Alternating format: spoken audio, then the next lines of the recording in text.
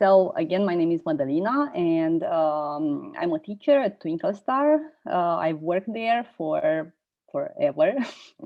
And what I'm going to talk about today, I think somehow summarizes what the other speakers talked about, and integrates different apps and different approaches into this whole learning process. I will share my presentation. All right. Good. So I'm going to talk a bit about a project that I really love, which was all about blended learning. Well, one of the greatest things of being a teacher at Twinkle is that you can think and develop any projects that you would like. So sky is the limit if you want to improve yourself, to grow as a teacher, and if you want to try different things with your students. So how did all this start? Before the pandemic, so basically it started, this blended learning course of mine, project of mine, started before the pandemic, when I used to like some things. I enjoyed traveling a lot. I enjoyed spending time in nature and moving from a place to another. And also I enjoyed teaching my students. So I wanted to find a way in which I could go places and also stay in touch with my students, and also have my courses going on without taking a leave of absence, or without asking my colleagues to cover for me. And I took some steps, and I started this in 2018. The first thing I did was to enroll in different online courses on Coursera. This was one of the first websites that offered some free online courses, and I enrolled there as a student, but also I was trying to look at this course with a teacher's eye, and just to see how they were created. Another step, somebody mentioned before, I think it was Sarah Ellis, who said, which milestones did you have as a teacher? Well, this again was a milestone for me. I enrolled in this online tutoring course, also known as COLT, and I learned a lot about online teaching. Everything was new to me. I didn't know anything about Zoom or Moodle or anything else. So this was a huge step. Then, as I said before, at Twinkle, you can do different projects. And I talked to Ruxandra about give it a shot with a blended course. And actually, this shot went further, and I had 6 blended courses. The courses were about understanding adolescence, so I worked with some of my students, and me and a friend of mine, we had this course during the summer when most of the students were away. So we integrated some online meetings and Zoom meetings and online working on different apps just because they were away. And I really enjoyed it, and also my students enjoyed it. So this gave me confidence to go on. Another thing that I did, just to, I don't know, to give myself credit as a teacher, was to work on the whole course on Delta Module 3, because I did it on blended learning. So again, I got support from other teachers who already knew all about blended learning and helped me figure out everything. Now, what I'd like you to do is, I know that a lot of you already know what blended learning is. So please go here to menti.com using the code and answer the question, what is blended learning for you? What do you know about it? And then we'll share with everybody.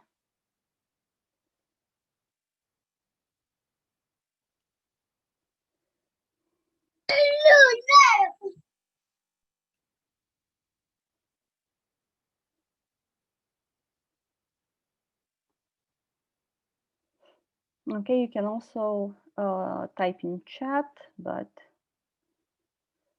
here would be better.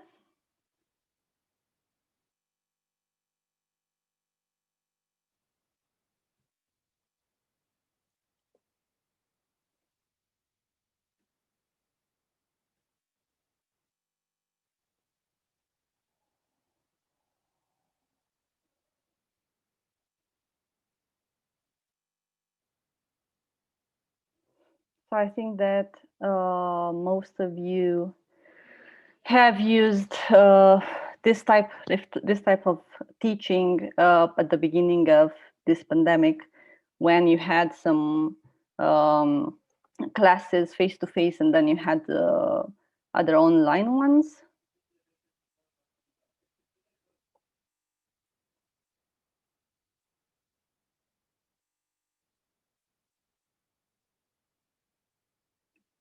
Let me see if I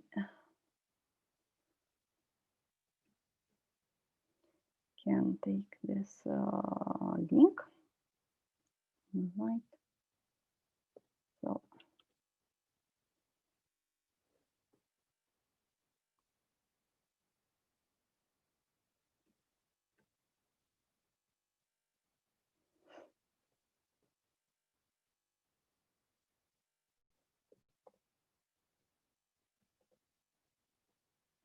Okay. Okay, so use whatever technology, classroom materials, and personal knowledge to teach English. Good.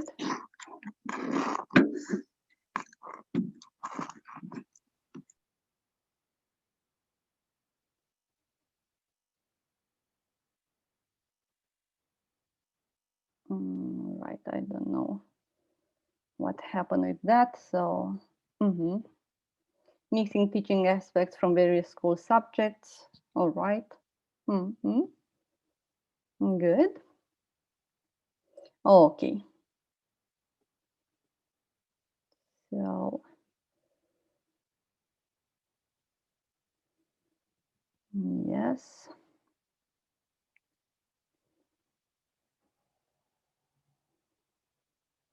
All right. So let's see back here.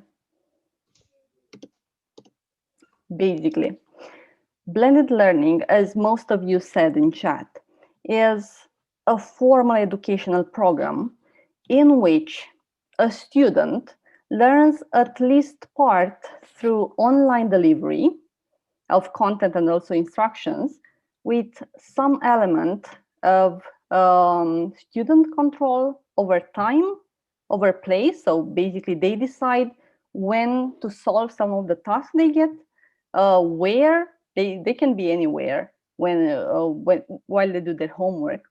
Also their path and or pace. There are some students who like to do a lot of exercises, who are faster finishers, while the other ones need more support, need to read more. And this blended learning approach gives them this opportunity to decide on their pace. And also, at least a part of this course is taken at a supervised brick or mortar location away from home. Well, this happened before the pandemic. We had some meetings at Twinklestar, and then the students had different tasks to do online. With the pandemic, this brick and mortar location actually got into online. So, but we kept meeting face to face, but this time on Zoom. Right. What's important that these courses, which are organized like mine was and is, based on this educational approach, must have a mix of different learning methods. So you'll use lectures, discussions, guided practice, you'll have a lot of games, you'll have reading, you'll have videos, case study simulations. So a lot of methods, most of which we all talked about here today. Another thing, different delivery methods. So you'll have live classes, and you'll also have computer-mediated ones. Different scheduling. You'll have face-to-face synchronous meetings, and also asynchronous tasks, which students can do, as I said before, at their own pace. So again, it's important that you mix this. You can decide. You can have, let's say, the face-to-face, the synchronous meetings at the beginning of the course, and then for a few weeks you just have your students go online and do the task you've prepared for them. Or you can choose, like I chose, to meet 1 week face-to-face, and then the other week you just give them online tasks and they all work on their own. And different levels of guidance. So here, in a blended learning course, you will also help students. Yes, you'll help students. You will be their mentor. You will guide them. You will also ask them to do some peer corrections, to work together and rely on their peers. So the face-to-face part of the course will develop more students' fluency throughout in-class discussions, while the online tasks might develop learners' critical thinking skills, because they have to go and do some research on their own. They have to figure out things. They have to watch different videos and then to answer some questions, or they watch different tips and tricks and then they will have a writing task and so on. So you really help the students to grow. You know, they will be fluent, and then they will also have a lot of abilities that are very helpful. When I thought about blended learning, I was thinking to the far future, okay, because I thought, look, I can help them to be prepared for their university requirements, but then the pandemic came, and then they had to use what they've already learned in my course at their own school. Okay, so basically, how was everything happening? Well, we started each topic with an online component. Students are encouraged to participate in discussions, and the discussions are based on each topic of the book. So we follow students' book just like in school. They find their tasks online on the platform that I use, which is actually Trello. I don't know if you've used it. I came across it at some point, and I found it very useful to have everything in one place. I didn't know back then about Google Classroom, and somehow found it very, very helpful. Then, after introducing each topic, I upload different challenges. So every week, students go online and find their challenges. And they, as I said, they have to either do individual research, they have to post their work on Trello or send it to me. And somehow they study on their own, and they prepare themselves for, they prepare the ground for our face-to-face meetings. And the teacher here is a tutor or a moderator. Okay, and me as a teacher, I try to help them to discover things on their own. The name of the site is Trello. I will show it to you a bit later. Okay, what happens next? We have the face-to-face meetings. And then we focus mostly on pair work, on speaking, listening, reading skills, but most pair group work, they share ideas. So it's a blended learning course, but it's also focused on the CAE exam. So everything is related to CAE in my course. So at each step in the face-to-face meetings, students share ideas, they check with their partners, they give each other's tips, tricks, and they also get feedback from their teacher, from me. Then they go back online, and this time they practice writing more. They get, again, feedback from me, but also from their peers. And here I use a lot of the tools that Mihai and also Alexandra mentioned today, Google Forms and Google Documents.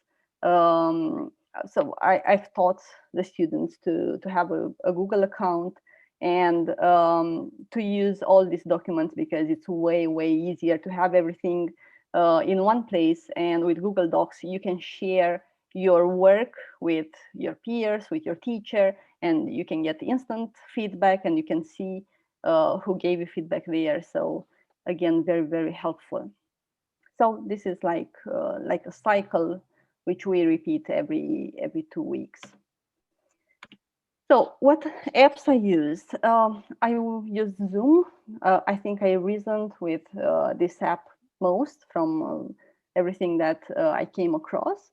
I liked it because it has breakout rooms, and I can get my students to work in pairs or in smaller groups. I started to use Zoom when we went with the whole course online for our face-to-face meetings.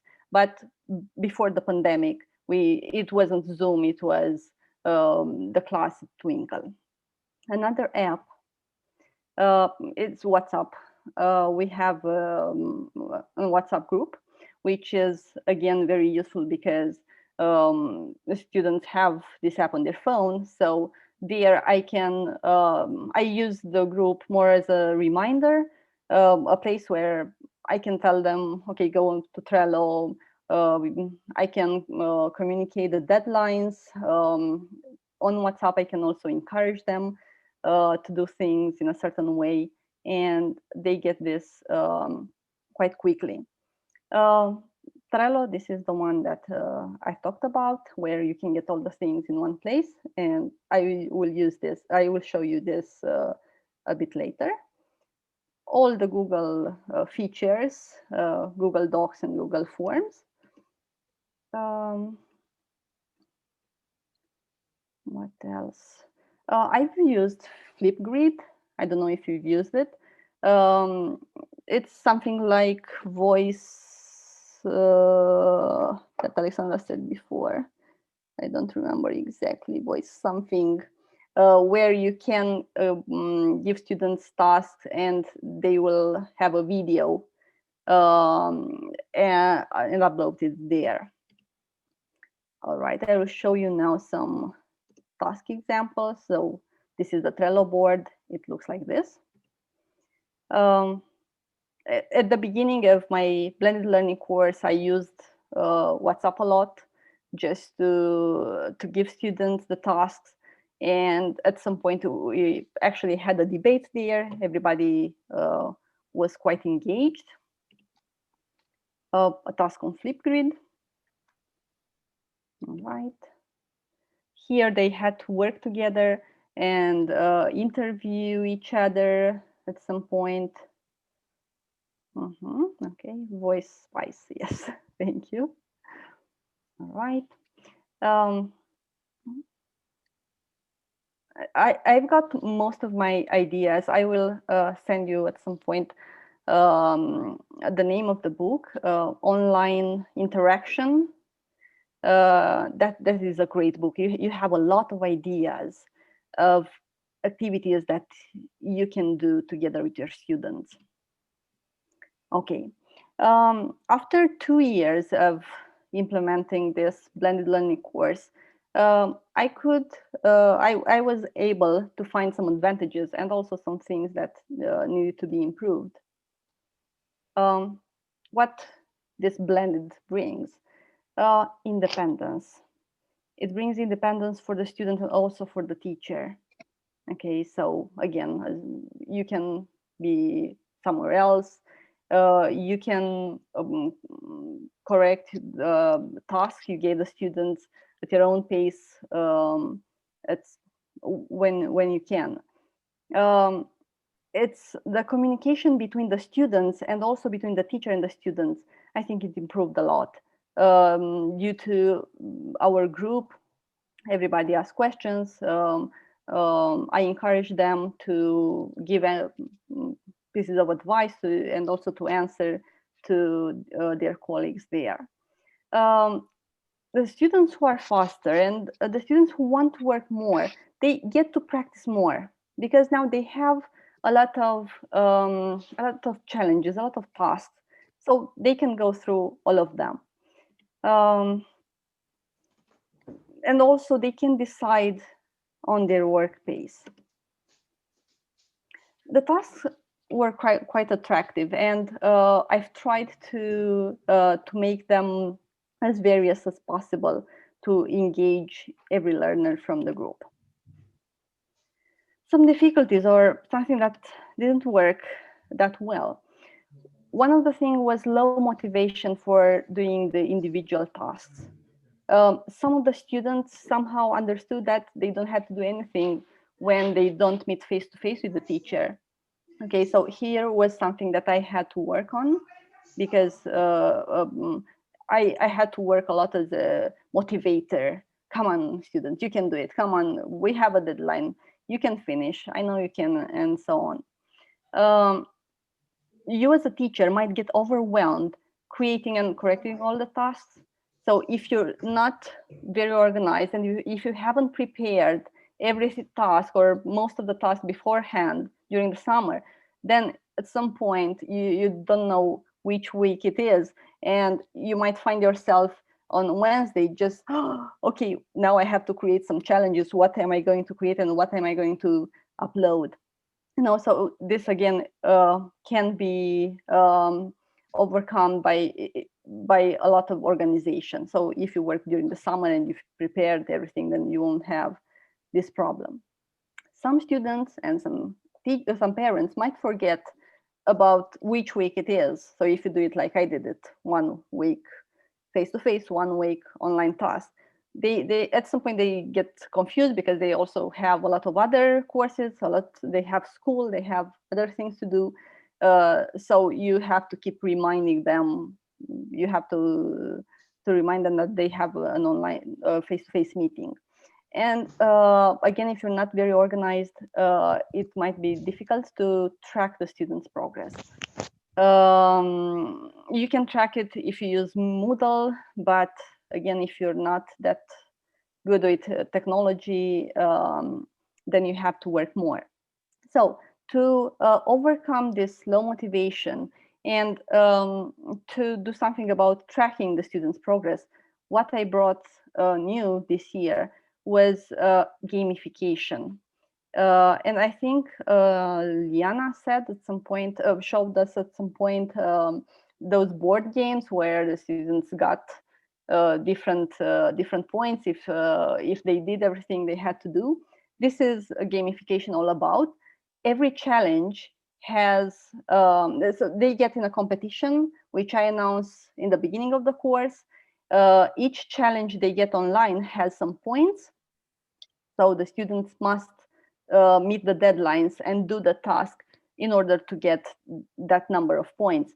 So they compete against each other, and in the end, they will get something. So this was something that boosted my blended learning course, and the students were more motivated. I will show you a minute. Trello. Bottom here, I can't. Okay, so this is an example of my board with one of the groups, because now I have 4 CAE blended learning groups. Okay, so here I have some things about Cambridge Advanced and netiquette, the format of the exam. They have the calendar. We have this leaderboard with all the students. We have here the topics. So each unit has a new topic. And then here they have the challenges. So every week they have new challenges. All they need to do is to click on what picture there. They have the number of points, they have the description, okay, to listen to a podcast, for example, and to do different things here, a personality test, and they had to share. They also have tests using, again, Google Forms and so on. So as I said before, I try to keep all the tasks variated so that I can address every type of student. 5 more minutes and with this I'll finish. I asked one of my students to join us today just to share some thoughts with you about how this blended learning experience was for him before the pandemic and during the pandemic. So, Robert. Hello, everybody. My name is Robert. I have been a student at TwinkleStar since the 4th grade, which is 8 years as of now. And I've been in the blended learning program for about 1.5 years. So I've had experience before and after the pandemic. And it is, as I see it, it focuses more on the students, and I found that quite helpful. And the way it does, it gives you this online week, this class week that you meet with your teacher, and she may help you learn more, and she helps you understand the topics. And then you have to do this task on your own, as the teacher said earlier. And it is easy. It was a lot easier for me, for example, because I had the time to understand everything, and I could organize my time and solve the task in my pace. Before the pandemic, I didn't really see the point of doing the online tests. I have to acknowledge that. I only took with seriousness the class week where I met with teacher, because teacher was there and I had to keep attention and be serious. But in the other week, I didn't really do much, just a few tasks if they caught my eye. After the pandemic has started, when teacher came up with this gamification process, I started to do them because I see something that I gained. I started to gain something from it. I found it interesting because I wanted to prove that I can win that whole game. I wanted to prove that I'm better than the others. So I started to do the tasks and gain the points, and I did them as good as I can. So in a way, she manipulated me into doing them. It worked. So that was it helped me. The word you were searching for was help. Yes, well, it helped me. I learned a lot from it, and I wasn't very I became more conscious about these tasks, so I became more responsible in the process. And as I said earlier, it focuses more on the student. I found it very resourceful.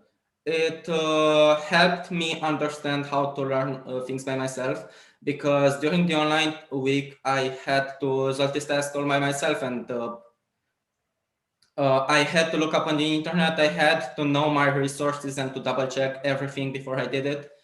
And it helped me develop a skill that I know I will use in the future. And whenever I wasn't sure, there came the class week where I knew I could ask teacher, and things went on and on from there. And that's my experience so far, summarized. Thank you, Robert. Thanks for having me. Okay, everyone. So this is it. Maybe at some point you'd like to give it a shot after this pandemic is over and you return to your school, to your face-to-face classes. Maybe you will still keep some online tasks and you will still use some of these great apps that we've talked about today.